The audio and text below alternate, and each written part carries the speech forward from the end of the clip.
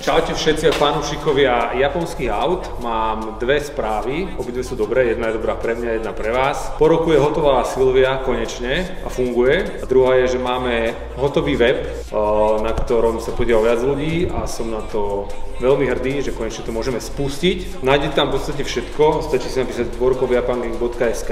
Vyzerá to takto, ale ja to môžem ukázať. Je tam e-shop, kde máme vlastný merch s vlastným rukopisom, čo sa snažíme dbať hlavne na kvalitu a nie nejakú kvantitu. Je tu import aut, ktorému sa venujeme, pretože je doba elektrických aut a chceme, aby sme tu mali riadne spalovacie motory. Ďalej sú projekty, to sú autá ako napríklad táto Silvia, ktorá je postavená na šmykanie a autá, ktoré už sú predané.